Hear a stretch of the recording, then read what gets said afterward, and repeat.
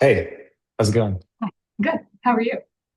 My a good friend Alexa Tullett is your colleague at Alabama, and my wife went to visit her years ago. She's German, my wife, and she was impressed by the amount of ranch dressing that was available to people. She didn't know what it was. I was talking to my neighbor yesterday who's Irish, and he was like, "What is this ranch dressing that I hear about?" So it's not a thing everywhere in the world, but apparently I've never been to Tuscaloosa, but apparently in Tuscaloosa, it's all the rage. Yeah, I think it's a thing in the Midwest too. I don't think you have to be like deep in the South to get it, but the World Cup seems to have made it famous. Oh, really? Is that true? Are you watching the World Cup? I haven't watched much of it at all, but I listen to Wait, Wait, Don't Tell Me on NPR, and they Oh, told me yeah. that people are caring a lot about ranch. Apparently, it's like the thing to take home. Oh, really? Oh, because everyone's going there and they're like, what is this ranch dressing business that's in all the, okay, the Yeah. valley isn't so hidden anymore. No, this is how culture spreads. Right. Well, Vipka was like, she got a pizza or something, and she was like, I got a pizza, and they asked me if I wanted ranch with it. And I thought, isn't there already enough fat on a pizza? So I have to tell you that the first place I grew up in like rural Kentucky, like an hour outside of Nashville. So we moved there when I was in the second grade because my dad grew up on this farm. Anyway, long story. So we moved from the city to the country. I never experienced people dipping their pizza in ranch until I went and lived in Connecticut. And then everybody was dipping it. So it's not a Southern Oh. thing. I mean, it's like maybe it's an East Coast thing and not a West Coast thing, but it's rampant. It seems unnatural to me, but to each their own, Same. I suppose. Okay, well, I think, did you and I meet in Utah at Sitar? Yeah, I met you the very first sitar that I went to. I went alone, and I'm trying to remember whether it was in Montreal or somewhere else, but I think it was in Montreal. Um, I'm not sure that's right. But anyway, and that's when I met everyone. So I knew you in Salt Lake already. That was like my second or third sitar, but that was, the big Lorna party and yeah, Yeah, right. yeah, But you started going to Sitar even though Tim didn't often go. Tim was your PhD advisor, right? yeah, yeah. And so, but he was into Lorna's stuff and interpersonal processes, obviously, but he wasn't a regular Sitar person. So what made you go to Sitar? Well, you're like in your first year of grad school and you're talking about, what conferences do you go to, blah, blah, blah. And, he mentioned it and I was interested in those kinds of things. I think it might have been my second year when I went. I don't think I went my first year. I think I only went to health site conferences my first year. Mm, Um, but my master's was on complementarity. And right. so I was reading a lot of that stuff and um, sounded fun. And he was like, it's not huge, it's kind of a different vibe. Um, and I think it was in a good location, and so Montreal, not bad yeah, yeah. So in the it was, summertime. yeah, I'm really glad I did. So am I. So you chose complementarity, or Tim said that he's wants somebody to do this, or how did that like? Were you drawn to interpersonal theory, or was that like? I mean, Tim had obviously been doing some stuff that was related, but not as directly as maybe the stuff that he started doing with you. Yeah, he was more, so strictly in the like health psych, social support variables, but also couples, I think is how he really got Yeah. into the interpersonal processes. Um, but they had data, they had just finished up this funded study looking at couples where he had actually gotten SASB codes on the videos.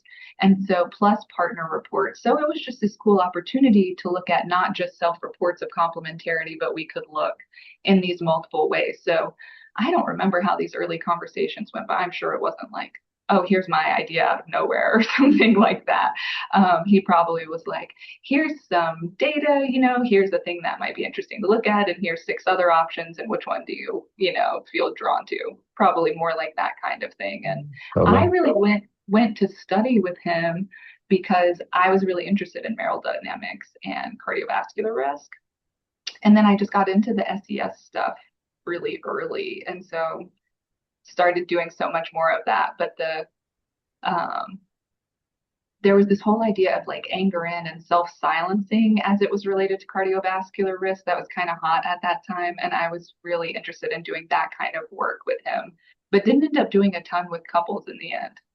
Uh-huh. Yeah. Yeah, so one of my favorite chapters, sometimes chapters are weird, right? Because usually they're kind of boring, but then every once in a while there's one that's amazing because people can write whatever they want. And one of my favorite chapters was by Jerry Wiggins in 1991 in the Festschrift to All Meal, I think. Do you know this chapter? And in it, he's basically, there's like a picture of a statue. What's the statue called? I forget. Anyway, there's this table where he's like, agency and communion is everywhere. It's in Become, it's in BEM and sex roles. Oh, It's yeah, in, yeah. do you know this chapter? Yes. And it's really hard to find, actually. I always think I should save it, and then I do, and then I put it somewhere that I forget where it's at, and then I have to go try to get it again, and it's hard to do. Anyway, um, and the point that he's making is that like agency and communion is everywhere. You can find it all over the place. And so I think I was a reviewer on this paper that you guys just recently wrote about stereotypes from an agency and communion perspective. And I've been thinking, I mean, the Fisk stuff about this is like kind of obviously the interpersonal circles. So it was really good that you wrote this paper to kind of merge those literatures together. And this is one thing I really liked it is it kind of traced back to this idea.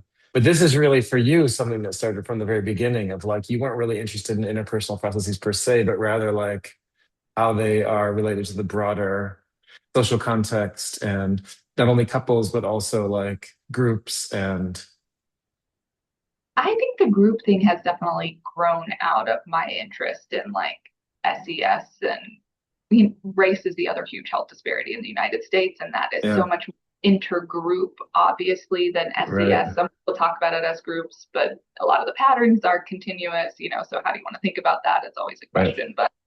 But yeah, I didn't like go to study with Tim to like do interpersonal processes, but I did go to study with Tim to think about how do our social relationships affect our health. Right. And then I found this model and I was like, well, no shit, this seems like how Right. everything's Yeah, yeah, organized. yeah, yeah, totally. Right. And it even works for like broader, not just two people, but broader, like thinking about things like stereotypes. So I see. So the stuff with the sort of social class and race really has to do with health disparities too. So it's still all kind of connected for you. Like, Yeah, yeah, yeah. I mean, trying to figure out, I mean, I'm sure this is everyone's difficulty in their area or areas of interest is like, okay, how can you measure something that you could also change that really has a significant impact on the outcome? And for health disparities, it's difficult. There's a million things, right, that go together. And right, why do they all go together? Well, is it because of how we perceive each other? And lots of people write about that. But could we organize how we perceive each other in a way that's related to how we treat each other? That could be, the more simplistic you can make things, the more you maybe have a chance to change something. right. Um, And so big picture, it's like mediated by stress. Like if you experience stress, you're more likely to have a heart attack. Well, what kinds of things stress you out? Your like romantic partner yelling at you probably doesn't help. Being constantly aware of being in an underprivileged group, racism, that probably doesn't help. but Sexism, why? etc. Yeah, I think that's one of the things that I like am thinking a lot about now with this. There's this self-talk scale for the IPC stuff too. And like, what Yeah, is it about being devalued by other people that impacts your psychology so much, maybe, right? And of course, people have the protection of their own in groups. And so I sure. think I both the internal and the external at multiple levels can be integrated, right, with the IPC. And I think there's just a lot of value in that clinically, obviously, but also from understanding complex social problems, basically. But this is really, definitely to give credit where credit is due. Like Tim's thing before I was ever, anywhere at Utah was about saying, the stuff that's hostile on this side of the circumflex, and maybe particularly the hostile dominant stuff, is not good for you and it's not good for other people around you in terms of your cardiovascular health. And it sounds kind of obvious when you say it that way, but there are a million constructs people measure. And the fact that you can kind of map them into those spaces Yeah. does make it a little more obvious what the problem is socially for people. Yeah, Michael Gertman has that great paper. I think it's like maybe 1992 in JPSV about the interpersonal circle as a nomological net. And that this is, I mean, this is what your paper in some ways is about. Like, look, and Jerry's chapter of like people are measuring this and that all over this stuff, but really at the broadest level, a lot of this is a blend of agency and communion. But you said something interesting that the circle is useful to you in part because it's a model of both how people treat each other, of social behaviors and dynamics at individual and group, but also how you think about yourself and your kind of internal self-concept. And so Yeah, the ability to map those two things with the same model is really helpful. I think so. I mean, clinically, like working with Lorna, and also, she has her model is different in a way that I think is really important in terms of that separation piece. Sure. And I think that's what a lot of clinical intervention ends up being about, is getting some distance, not just submitting or controlling other people. But Yeah. obviously I was steeped in the other circle too. So figuring, I feel like that was always sort of in there in thought processes of how does it impact the self in terms of how you're thinking about the self, was a big focus for her. Right. Yeah. She's got a whole surface about that, I guess. Yeah, exactly. Yeah. Okay. So I want to talk about that part. So who do you want to start with, Tim or Lorna? Let's talk about your PhD. Okay, let's talk about. I mean, I worked with Tim much more than Lorna was Sure. really clinical supervisor, and I had her for one like group supervision, but I never even had one-on-one supervision with Lorna. But she still made a big impact. But I had Ken was really taking over a lot of Uh-huh. Uh-huh. what she was doing at that point. So Yeah, Ken Critchfield. Yeah. Okay. yeah. I mean, Lorna makes it takes her 4 seconds to make an impression on somebody, so I'm not as surprised. Okay, so so your academic stuff was with Tim, and you had some clinical stuff with Lorna. Mostly your SASB related IRT stuff was with Ken while you were at Utah. Yeah, in terms of the clinical training. Yeah, and it was Yeah. all inpatient stuff. It wasn't, Uh-huh. spread out to other placements or anything like that at that point. Right. Did you pick that, or did it all just make sense because of the work that you were doing in your lab? I was definitely one of the people in grad school who just tried to do everything also. So there Yeah. was like, I was like, well, this is interesting. And also the program at Utah, and it still is, but it definitely was then, was like so relationships and health focused across Mhm. the lifespan and different, kinds of ways. And so pretty much everything was of interest to me because it had that thread across things. Um, so I heard a lot about Lorna's stuff from older students. What is it like to be supervised by Lorna? What's it like to work with high risk inpatients? That kind of thing. But it just seemed like Lorna was obviously so good at what she did. That was definitely not something I was going to miss an opportunity to get exposed to. This is a real challenge. I thought about this a lot of times before that like people like her or any of these like famous therapists who have a brand name, psychotherapy. Yeah. Like, how do you know how much this is like this person's really good at it? And when they write about it, they're writing about how good they are at it. But that doesn't necessarily mean it's something that you should do. Yep. Versus this is like a model that you should try to incorporate into your life. I think it's very difficult to parse those two things. It's so hard. And this is tangentially related to that. But I have thought so many times about, I don't agree with everything that Lorna has to say about how the world works necessarily, but she said it so clearly and confidently that I had to consider it. And sometimes I'm Yeah. like, I think that's maybe like the role that we have, is like you figure out what you believe and then you say it clearly. And other people, of course, decide for themselves what part of that they want to take in. But I think you kind of need those spokespeople. I don't know. I talked to Ken recently, and he said a similar thing that I mean, Lorna's not able to be a spokesperson anymore, and she was never. I don't think that was ever really her strength, kind of selling her model, even though she wrote a book about it and stuff like that, or two books about it. But he really said like he felt this inner desire to like he feels like it really works, and he wants other people to know about it. So I think this is really important. But I mean, I like the model too. I like IRT a lot. On the other hand, there's no universe in which I can be Lorna Smith Benjamin, like as a human being. And not only like, I don't really mean that like I can't be another human being, but like she, I think, is particularly good at psychotherapy and about thinking about human motivation so quickly. Like she's tons smarter than me. She can see motives like that. I mean, if I was talking with Ken about this, like if you ever interacted with her, you were like, you were sort of taken aback because it's like she can see right through you. So it's like on the one hand, okay, I use the model, she can articulate it clearly. On the other hand, it's like, how do I take this in a way that can like be useful for me and not try to do what she's doing exactly because I can't do that. So it's so interesting you say that because there was this moment early in training with her where she showed us a video of a more senior student in the program doing what she called excellent IRT with a histrionic client.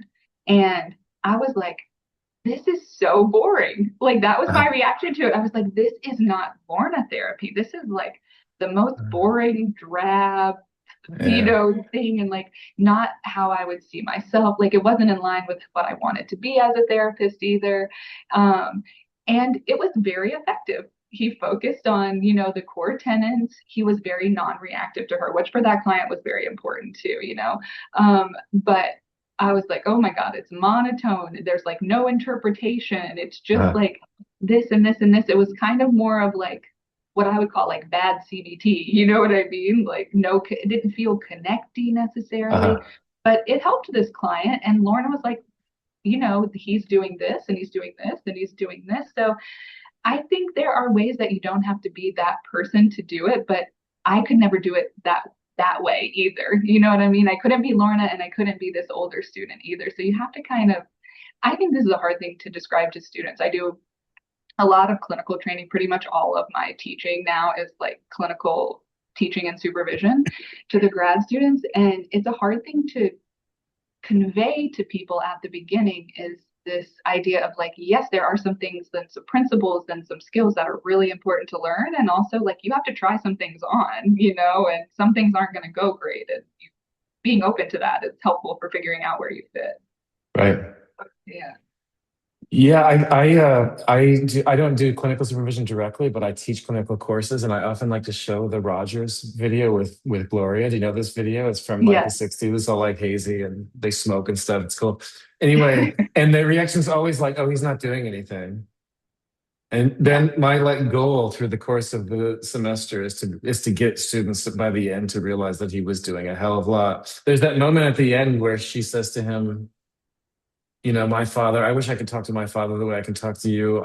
This is embarrassing, but I want to tell you, I wish I could have you for a father. And then I stop the tape. This is like 20 minutes. I say, like, how many times have you talked to somebody for 20 minutes? And then they say to you, I wish I could have had you for a parent. So now you tell me that that dude's not doing anything during those 20 minutes. And Yeah. she says that. Yeah. So Yeah. you're This, doing a lot I'm, of, go ahead. no, I was just going to say, I'm having this moment of like, linkage with you over this because I'm having a rediscovery of Rogers in the past couple of years. I'm like, oh God, like, I had never read this book that he read. And like wrote so many books around like just education in general, not just psychotherapy, and I'm like, it's all about autonomy, obviously. And it's just really, really good.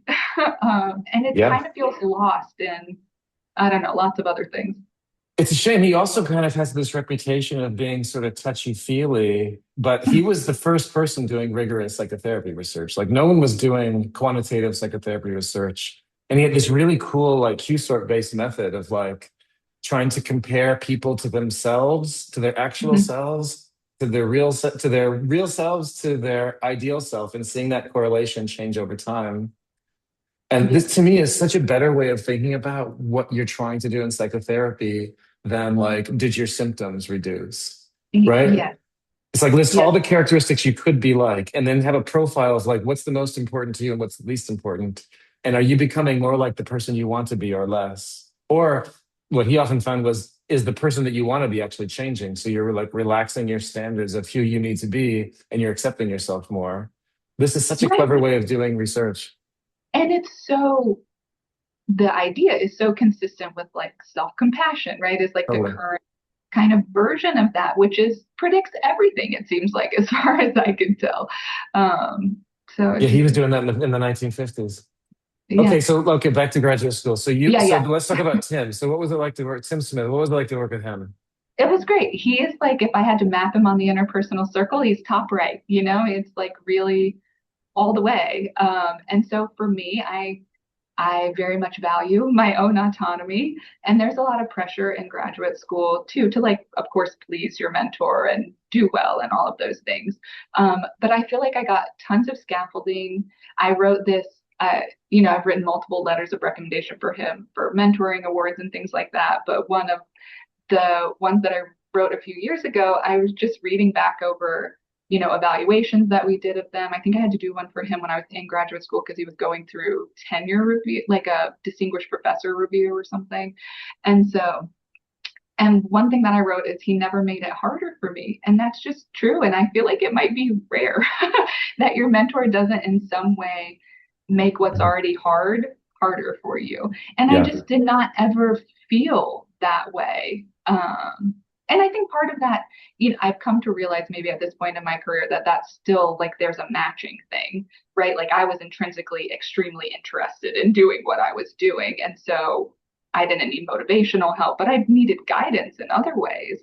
And so anyway, it was a wonderful experience. And the whole program was very like work hard, play hard too. It was very like, okay, we have high expectations, but also I don't care what you do on the weekends, or I don't, go do whatever you're going to do Mhm. and get your stuff done. And we hung out, like I hung out with all the other graduate students. We talked about, learning stuff and graduate student struggles. And I had a great cohort. I feel like that can matter too. So I don't know. It was a really, really good experience for me.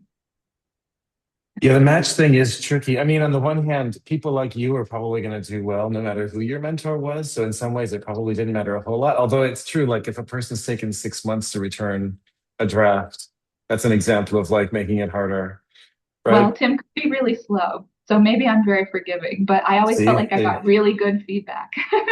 if you don't need many drafts, if you don't need a fast response, then maybe it doesn't matter. But I had a like argument on my way out the door with my advisor about like because I attributed whatever success I had to him, and he was like, it was the exact opposite. I think this is often the case of like maybe it was a good match, maybe it was like you'd have been fine no matter where you went. But I certainly feel as an advisor that I'm not a very good match for many people, probably, but certainly for a certain kind of person. Well, And am I allowed to ask you questions of this? yeah, yeah, do whatever you want. What's the kind of person you feel like you're not a good match for? You just seem very, I mean, obviously you're incredibly hardworking and focused, but you also seem, gregarious, generally warm and friendly. So I'm curious about this. Yeah, well, maybe you should have me edit a paper sometime and see if you still think that. No, I think, yeah, no, I think that I think I'm very high in autonomy, like you have described yourself. And I think I'm also very high in autonomy granting. So Mhm. I'm sort of like, look, I'll give you lots of opportunities, take them or leave them. If I don't hear from you for a long time, I'm not going to come chasing you down. So I think a person who needs a lot of support, who needs to be Yeah, checked in, I yeah. think I'm not the person. I'm not the advisor for that person. I'm like, look, I'm here to try to enable you to achieve your goals, and I'm going to stay out of your way, be supportive, and give you opportunities. But I think that works for some people and not for others. I also can be a little impatient. I think that can frustrate students. And I'm Yeah. not. There's that thing about like sandwiching feedback that I'm still after 30 years or whatever still practicing. Like I can be fairly blunt. So and it's also the kind of feedback I like. So like if I send a paper, I just want you to tell me what you don't like about it so I can fix it. I don't need to hear how you like it or whatever. So I Yeah. think I could probably be gentler Yeah, with my students. I can relate to all of that. But like, I remember having a specific moment where I was like, where Tim was like, "Oh yeah, I'm sorry, I didn't like say that that was right or you did well on that thing." And I was like, "I assume no news is good news, right? That you're just going to tell me the stuff I need to like work on." And I really like I didn't feel criticized if there wasn't praise or something. And so yeah, that thing is interesting. And then the autonomy piece that you're describing is something that I have really struggled with too in terms of okay, I want to make sure I'm like truly granting autonomy straight up, not hostile, right? Not like I Yeah, actually want you to be doing this and I'm not telling you I want you to be doing this and figuring all that out, also with no time to ever reflect on it, right? Because you're so busy. that's So, true. When I first got my job, I asked Bobby Kruger how to be an advisor, and he had a lab, right? He had a lab with Jennifer Tackett, Brian Hicks, and Christian Marcon, all of whom went on to be superstars in their own way. And so I was like, wow, you're like a genius at this, apparently. Like, how do you do it? And he gave me really good advice, which was you got to figure out what people are good at and then put them in positions to do that. Okay. And I think the complimentary thing you said earlier, like not get in your way, I do think there is a thing of like try to find their edge and push them a little bit. Like, I think this is a thing that Lorna had of like find the growth area and just scaffold enough, but like make people a little bit uncomfortable so that they Yeah, grow. I think this is a key challenge that I don't get right all the time, but I think about consciously. yeah.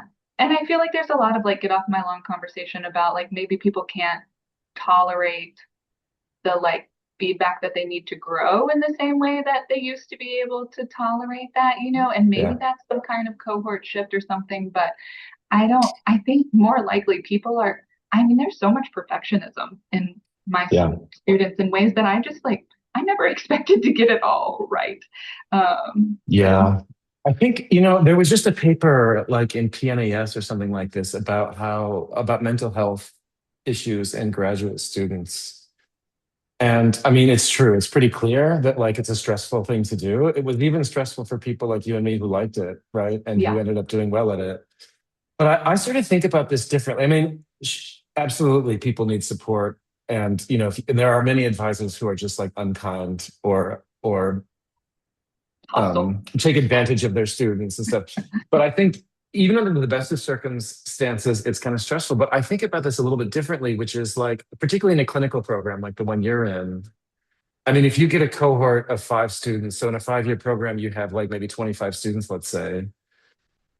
Even at a very good university like Alabama, a really good department, what 2 or 3 of those people are going to have like R1 jobs, maybe, right? So, Yeah, and yet there's this kind of fantasy that everyone should be building the kind of CV that they would need in order to get an R1 job, which is like totally unrealistic. Like the math doesn't work. There's yeah, not enough jobs for those people. So then yeah, it's like anybody who's not building that CV sort of feels like, am I doing something wrong? So that's a stressor. And then the other thing that can happen is sometimes it's just not for you. Like, especially in the yeah, States, you just kind of like you're good at it at your bachelor's, you get good grades, you get good test scores or whatever. You find the right people. So then now you find yourself in a PhD program, and it takes you 2 years to realize like, I don't really dig this. And yeah. I feel like that's part of the problem. Like that's really stressful because you feel like there's sunk cost. And it should be okay to be like, okay, well, I tried it for a couple of years. I mean, if you are smart enough to be in a PhD program, in a clinical program like yours, you could do almost anything you want in life. I just had a student decide that this was not for her and she's going to teach, you know, um, school for That's great. elementary students. That's Um, great. and maybe she'll do something else after that, right? But the bravery it takes for someone to be like, this is a struggle for me, right? And for Yeah, her, totally. like, it was a couple of different things, but definitely like being someone's clinician, it just turned out not to feel great for her, Totally. Yeah. It's harder. And it's not um, what people expect. It's not like you yeah. wear a scarf and you're nice to people and they get better. Like this is not how therapy works. Yeah, yeah, exactly. And I don't think she had those expectations to be fair to her, but it's so hard to get any exposure to it before you do it. And then just like you said, you're doing it in a context where everyone's saying, be really good at this, but we're only going to talk to you about this other thing, actually.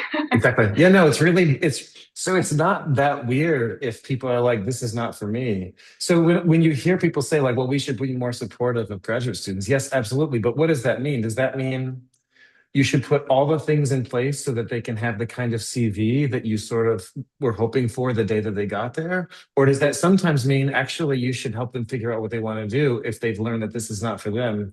Like that's another way to be supportive that I feel like is sort of minimized. Yeah, I totally agree. And supporting the reality of what you said. Lorna's favorite line was like, reality is always your friend. And so I think about that a lot in lots of different places in my life. But I mean, the reality is most people are not going to go on to be researchers. Do I still think, yes, you want people to be able to think really well about the field and the literature they're reading, of course, of course. And like they don't need to be made to feel lesser than if they're a good clinician and they want to go be a clinician. Or if they Um, want to be an elementary school teacher or whatever they want to do, like yeah, no but matter they what don't they need a want to do. PhD for that, right? Totally.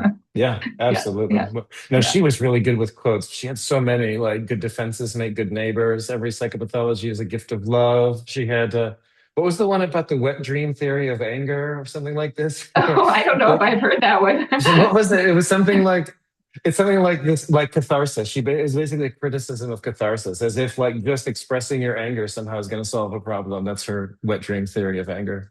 That You had something she said more than once to us too, which I was it felt like something about her own life was like, well, don't want to be your spouse's therapist unless you want a patient for a spouse.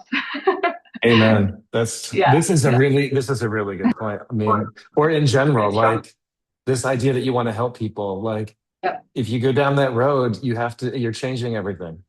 yep, You're not having a totally. relationship anymore that's like equal now. You've taken a new role and think about it. Yeah, totally. Okay, so you left Utah, did an internship, I imagine, and then found your way to Alabama, and now you're mostly studying like health in this broader social context. Is that a Yeah, fair and description? well, since this is maybe you said graduate students are going to listen to this, it wasn't nearly that linear. So I had an Sure. internship and then I had a 2 year postdoc in cardiovascular behavioral medicine at Pittsburgh. So I did two Right. years of postdoc too, which I mean, those were the glory days. You just get to do research all day, So good. every day. It's so good. It's so good. And then my first job was at Texas Tech in Lubbock. Oh, right. And Yes. then Yeah. my whole family and my husband's family is over here on the East Coast. And so then we came to Alabama. So that is the real, bouncing around trajectory. You think you're going to like get your job and like, oh God, I'm going to stop moving around. And then I'm like, oh, that was a weird pipe dream where like life was going to calm down after postdoc or something. It is really like these random things, like one minor thing, whatever job happens to be open or the person you know or whatever can like really have dramatic effects on what your life ends up being like. Yeah, as an academic, you're so geographically confined. Well, and also it's difficult to know what departments are going to be like, and it's difficult to appreciate how different universities and departments can be. So Yes. you just so it's really hope for the best. And And know you I mean, can make a change maybe if you need to.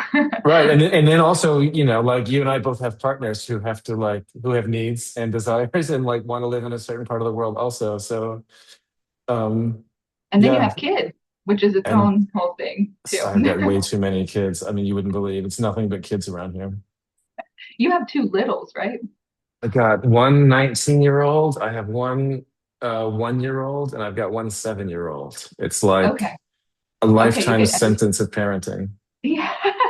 Yeah. I have a 7 year old and a 2.5 year old, almost three now. Right. Oh, our So kids could hang yeah. out. Yeah. Well, Yeah. next time you're in town, bring them along. Yeah.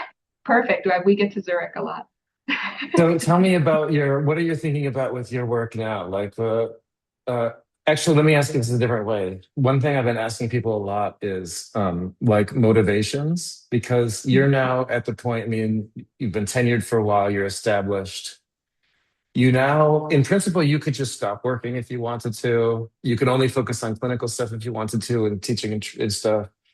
And so this is really the idea of like what tenure is for, is to give people like us freedom to do whatever we want. And because we've been doing it our whole lives and because we got intrinsic motivation, we keep doing it. But there's a lot of variation within these motivations. So like some people, I think for most people, when they first start out, it's like, I just want to see my name on stuff. I want to prove I can do it. I want to get a job. Like it's these kind of low level motivations. And then they get a little bit more diverse, I find, as you get older. So is it like scientific curiosity? Is it the opportunity to work with certain people? Is it solving a certain kind of problem? Is it mentoring? Like, so Yeah. when you think about that for yourself, how would you describe like what gets you up in the morning and makes you want to do research? Yeah, the lifeblood of the whole thing. I think I am still definitely realizing and trying to come in contact with how much autonomy I do have in the job because I still feel pressures of right getting grants and so okay well what's going to be fundable and how do Yeah. you do this and so I think my mid-career struggle has been you can still do what you're most interested in. It may mean that there are consequences from that, right? In terms of maybe you wouldn't get as many grants, or I don't know, that would look, and granting is the big thing, probably for me, in terms of feeling that pressure and just not being. I love the idea of writing them, like the big ideas, but also, God, it just feels like you're just so unlikely to get it. It's hard for me to prioritize it. I always feel like I'm wasting some kind of time. And with kids, for me Mhm. anyway, like my time feels limited. But I look at people, like other people in the field, like, you and Aiden in this circle of people, and I'm like, geez, people have kids and they still do so, so much. But for me, it's definitely been like a more of a balancing act. Um, and so I think I'm just figuring out, you know, there may be consequences of these choices and I might make different choices next year, but it just feels so much better to go towards what I'm really curious about and interested in. Um, and so much of that is about interpersonal processes. And, I'm not writing anything about this right now, but I feel like assertiveness has been kind of like lost to the wind somewhere. I sort um, of miss, Yeah, and I don't know why that is. Of course, it's like part of other packages, but God, that is so much of what we do with people that's helpful. And so I'm just kind of like, is that maybe part of this mechanism towards, psychological well-being or having good positive social relationships, all this stuff that seems to hang together. That's good for your physical health too. uh-huh. Um, and it's a relatively easy thing to intervene on. So that's like a thing that, I don't know, this new thing that I'm thinking about. But really, what gets me up in the morning is like being able to mentor students they when they feel good about what they're doing, which is, like a moving process all the time. They always feel like they're not doing enough, but also they're working all the time, but you don't have a product. And so navigating all of that, I have, I didn't even think I would get licensed when I left graduate school, but I love doing the clinical stuff now. I love doing the supervision and the training. I love thinking about that kind of thing at this point. Um, and it's a way of getting to, it's like what I call vacuuming. You can see a difference a little All more right. quickly. And so being part of that is helpful for me as a research career. It's just longer, and I was really attracted to the SES health disparities stuff because I think it's a problem that deserves solving. And it is big and complex, and it is hard to intervene. And so I think for myself, I've realized that I need things that balance that line of work with things that feel a little more positive feedback, a little more often in terms Mhm. of the effort Mhm. you're putting out and the difference that it might make for people. Because the intellectual curiosity and being able to talk to people about, like, having these kinds of conversation is so lovely. But I don't know if you experienced this, like this part of mid-career. I don't know. I don't sit around and talk to colleagues that much, and I wish I did, but it's like there's this whole system that's in place, and you kind of, I mean, I work alone or with my students a lot, and I have some colleagues I work with regularly, but it's not like I sit around and wax about big ideas, and I would love to, that Yeah. kind of thing. So it's kind of, It's I think hard. there's more of that I have to find to keep things Yeah. going too. It's hard to create the space for that. That can be really cool. Like journal clubs can be cool, but they also can not work sometimes. And Yeah. conferences kind of have changed with COVID and with concerns about flying and stuff like that. So like that's not quite the thing to do anymore. And it is Yeah. really nice to be able to do that, but it's hard. So a lot of times it feels like a waste of time or it's just not that interesting. So like to find the right way to do that is really tricky. Yeah. It Yeah. sounds like for you, there's like partly it's getting funded, part of it is like what your students are interested in, the sort of clinical residence part, and then the sort of problem, tangible problem of health disparities is like something worth aiming for. And one of the nice things about our jobs is we can put all those things together into something that's sort of cohesive. But Yeah. you mentioned assertiveness somewhere in there. Say more about that. It sounds like that's the thing that you're really into right now. Well, and I should, I'm like, oh, I should have even brought this up because it's not like anything I'm writing about. It's more like, you always have these things that are like, maybe that's what I'll do like next. That'll be like one of the next things. And there's we are writing some things about, focusing internally, and there's lots of different theories in health disparities about mostly, SES and race in the United States, but that are about, okay, if you're at their core, they're basically saying if you're devalued by society, then you're more likely to devalue yourself as well as be devalued by others. And those are kind of the two big things that drive negative outcomes. And so you have fewer resources because you're devalued by other people, but also you know, expect less of yourself, your parents expect less of you, all of that kind of stuff. And you maybe talk to yourself in a different way. And so there's all of those things. And so we could work internally with people individually, but what can we do on an individual level that actually changes their social relationships without changing the world? Because policy, I mean, at this point also in the United States, like we're not going to get redistribution or anything like that anytime soon. And so then how else can we empower people other than helping them change their thoughts or how they think about themselves? Is also how can they say what they want once they figure that out, for other people, and also know when people are treating them poorly and that it's okay to say they're treating them poorly, that kind of permission that comes with assertiveness too, without creating hostilities. And so I think it just really interests me as a way of, I think everybody can use it because we just people who don't socially interact as much, there's this idea of like, I think it's friction or something. A friend was telling me this, who's much more like internet savvy, basically that like every time someone else is disagreeable in the world, it like wears on us. And apparently this is like a popular trending thing to be talking about how annoying other people are everywhere. And so I think that is what's stressful about other people not doing what you want immediately, is that then you have to ask for what you want, right? And I think we're just maybe like a general out of practice, and I'm guessing we're going to get more out of practice with that kind of conversation. And so I think there would be benefit to just providing the intervention as part of a study.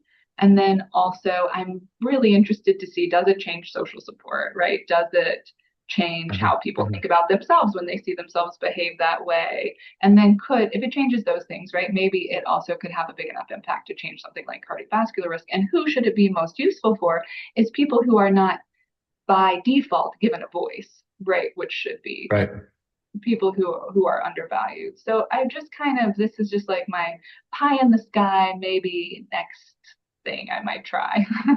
No, I see what you mean.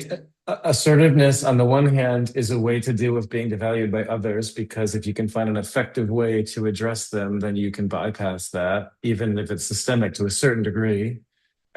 Within a constrained topic, you can like bypass the systemic issue to a certain degree. But also by being assertive, then you sort of interrupt the internalization of this process and say, well, I do have agency, actually. I can do stuff.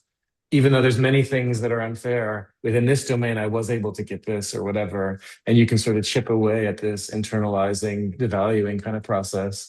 And as you say, we kind of know how to teach people to do, like, unlike many things, like the phobias and sort of simple anxiety reactions and assertiveness are two things that I feel like most people agree, like psychologists can help people with in a fairly straightforward way. Yeah. So there could actually be an intervention. And I think it's also maybe a yang to this other thing that I've been trying to get funded in a couple of different ways and haven't gotten it funded yet, which is looking at more of the resource piece. So like micro lending is this thing that's been used a lot more in developing countries, but there's much more of it in high income countries now too. And it's just such a small investment. And then people have more economic opportunity, and people have shown that then you have more social opportunities also, right? You get mentorship and then you create income.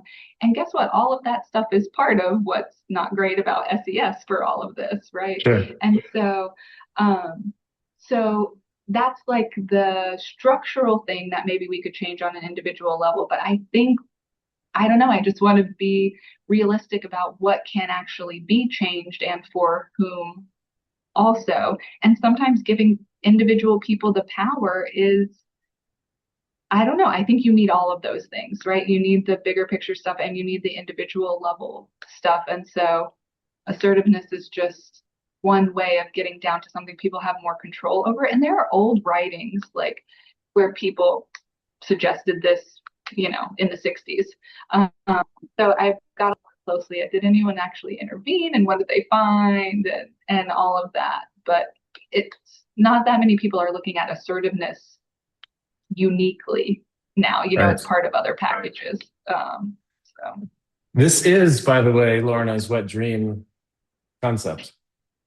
So I have yeah, to figure out for if she sure. ever actually said that in print. I'm pretty sure that I heard her say that in person. I don't know if it was a talk or if she just said it to me. I mean, I'm sure she said it many times, like she probably didn't come up with it spontaneously talking to me, but it is basically like if you're angry about something, it's probably because there's an injustice. There's probably a reason to be angry about it. And the thing to do is to Yep. take that anger and do something productive with it rather than just scream at the trees or whatever. That's basically her idea. So this is more or less, I think, what you're talking about, right? Like, yeah, you have reason to be angry and and you're turning that in towards yourself and sort of saying to yourself, well, you're sort of useless or don't have agency or don't have the ability to do something about it. And in some ways that's true, but in certain ways you could have more agency than you might think. Yeah, and it takes a lot of like reframing of for all of us, right? We all have our own like Totally. narratives and ways of thinking about the world, but there are some that track with SES because it is Sure, also of the world course. we live in. And so having that agency of like, and it doesn't mean you have to do something huge, but maybe just realize that like this is an injustice and this is why I feel mad, not because like I'm an out of control person, Right. right? And then people can also not hang on to it so actively because that's Yeah. just not good for people mentally or physically either, right? Right. That's where the heart stuff comes back into it. Yeah, yeah, but I think also like a lot of the, I don't know, the acty self-compassion stuff, is also like feel your feelings so you can move on, like go slow to go fast kind of an idea. And I think there's a lot of, you know, as you know, as a clinician too, validating certain things can just open up things for people in terms of moving on and changing. Another great Lorna is red light, green light. Did she talk to you about the red light, green lights? Yeah. I mean, red and green is obviously huge for her, but I don't know about red light, green light exactly. I mean, I wasn't her supervisee, but I mean, I've heard her talk about like green light means like that's the thing you reinforce, and the red light is the thing that you ignore. Like it's basically learning theory, right? Like Uh-huh. reinforce adaptive behavior and negatively punish. Sometimes I get my instrumental concepts mixed up. No, she was amazed at, yeah, just amazing at just ignoring things like in the sequence of conversation without being hostile to Yeah, just with gone. people. Yeah, but obviously red and green were so big for her. When we talked about those colors, a lot of it was like green is the growth, part of you, Uh-huh. and red Uh-huh. is the one that's like living all your old rules Oh, and creating interesting. Okay. psychopathology, and often is tied to early learning models or wishes for those Mhm. models to be different in the future. So I've been asking people to solve an interpersonal problem. I gave you a homework assignment. Yes. And if you want, I can pull up the SASB or the interpersonal circle if you like to use this as an adjunct. So that I think the thing that I asked you was a friend comes to you for advice, knowing that you study interpersonal processes and heart disease and stuff like that. They've been with their partner for more than a decade, and when they met, they used to work out together. But while the friend continues to concentrate on being healthy, the partner has developed bad eating habits, doesn't exercise. The partner recently had a health scare, but even that wasn't enough to change your behavior. Your friend wants to be understanding and supportive, has tried everything, is getting frustrated, wants the partner to be healthy, wants them to work out with them. What kind of Yeah. advice do you give your friend? And before you answer that, would you like to use the interpersonal circle or the SASB to help answer this Well, question? I was really of two minds about both. So we could start maybe with the IPC and then go to the SASB because I feel Okay, like well, they're two useful framings. oh, that's so congenial of you. Or Splitting indecisive. two. Okay, there's your interpersonal circle. Yeah, so I mean, the devil is in the details here. Like, what do they mean by they've been encouraging to their partner, right? And they want to support them. Probably what they mean is they're doing some controlling kind of behavior. And what side is that actually falling on? I'm guessing it's pretty close to, right, the being bossy kind of an idea. Not to, I mean, different couples work differently, but the standard sort of thing that you would see in like a cardiac rehab, right? Is a woman being like, I make healthy meals and he doesn't eat them, and then he eats cookies and, that kind of thing. And so there are lots of other models that people live under, I'm sure. But so getting to the how can you get more warm and less controlling, in So you terms want to be of, over here in the top right rather than over in the top yeah, left. or maybe even like maybe you want to be bottom right, even, right? Maybe Hmm. you want to be even less controlling because what you're really wanting in compliment is for the other person to take control of their health, Hmm. right? You want them to care about their health and start exercising. Um, and they may or may not do that. So that's where I really was drawn to Lorna's model too, in terms of like your partner is going to get to choose for themselves whether or not they do that. And on some level, you have to find separation from that. And that doesn't mean you don't care about them, right? But how can you show them, encourage the things that you see that are them taking care of themselves, which we would call green, right? But also not punish every imperfection or like false start or, it's hard, right? This idea of like exercising and eating well, especially depending on what culture you live in, like if you live in the Western American culture, right? Everything is working against you. There's ranch uh, dressing everywhere. yeah, exactly. Exactly. And everyone is celebrating by eating sweets and dipping their pizza in ranch dressing and whatever. And so I think there would definitely, if this was a friend coming to me, I would talk about, are you actually being controlling? Here's what you're going to get in response to that is, he wants to control himself. And so he's going to keep defying what it is that you want. And that's just couples, like the couples model of, demand withdrawal too, right? You Hmm. keep telling someone there's something wrong with them and they're like, well, F you, I have That's my the own same. autonomy. Yeah. And I'm Hmm. going to show you that by either being hostile and cold, but more often it's this lower part, right? Being sort of passive aggressive, right? Okay, sure, I'll uh, exercise next week because that'll get you to stop nagging me, but I'm not going to exercise next week. Hmm. I'll show Uh, you. yeah, exactly. Um, and so there's that piece, but also like, so how could you do it in a warm way if the compliment is that then the other person is going to be warm? You could just say, I don't know if you want to, but I'm going to go run. Would you like to run? Probably that's not where people start, right? But like, I want to go for a walk after dinner. I would love to have that time with you. Would you want to come for a walk Uh-huh. with me? And so then it's like something that's relationship oriented. It's not high stakes. It doesn't feel like this demand or like driven by this anxiety of the person that's going to be unhealthy. It's driven much more by like, it'd be nice if we based this in the relationship and we spend some Uh-huh. time together and I let you know I care about you and also we get some physical activity. So rather Um, than exercise as something that you must do to be healthy, and by the way, I'm already doing it and I'm better at it than you, exercise is something that can deepen our relationship because we can do it together. And so the focus is on let's spend time together. And then the exercise rather than eating pizza with ranch is incidental. It's just like the thing that you're doing where the focus is sort of shifted on spending time together. I think that would feel less controlling to the other party, probably. You test it out and see. But then it's not, and it does, I think, need to come from like a true place. Like if this were a friend, I'd be like, you really got to let go of the idea that you can control this behavior in the other person. And like, how does it feel to you to try and control them and then they distance themselves from you, right? Like you don't Right. want that either. And so how can you reconnect with your partner? Because also, why do you want them to live a long time? Probably so you can spend time with them. So why don't you just spend time with Just them? do it now. Yeah. Right. Yeah. Because I bet your friend would probably say, well, I started doing that. I started with like, let's hang out and go to the gym. And then they sort of didn't want to do it. So then I got a little bit more like, okay, I'd really like you to. And then I got Mhm. frustrated. So I didn't start over here with bossy and kind of controlling. I started down here, but then their sort of stubbornness won over.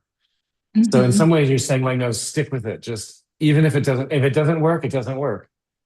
that's up to them. That's where they have to be a different person than you. But like, don't let them turn you into a sort of cold, dominant person. Stay warm and submissive. Yeah, or a submissive cold Right. person, Sure. right? Like that you're like giving up but not Giving up. giving up. Right. Right. Right. Yeah, you could give um up either way. Right. That's true. You could either just say, okay, screw it. If you want to be out of shape, then I guess that's your life. Sort of keep the yeah, pressure on. Yeah.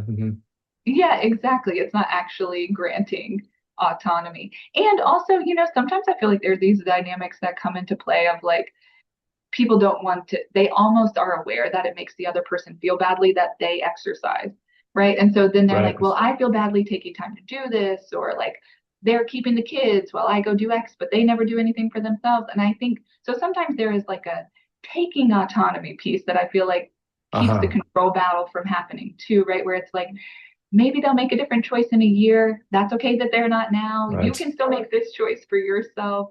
How they feel about it is for them to come to you with, not for you to like try and manage separately. My colleague Well, Orta Schultz here in Zurich studies this stuff, studies like how couples deal with exercise and like if one partner goes to exercise, that help or does it hurt? Does it make them feel shame or does it make them motivated or whatever? So it's not clear. yeah, I think my sense is individual differences matter a lot. And like I say, how you do it probably matters a lot. And that's actually something she's been focusing on too, of like, are you doing it in this kind of hostile, controlling way? Are you doing it in this like supportive, let's spend time together way? And that seems to make a big difference. yeah.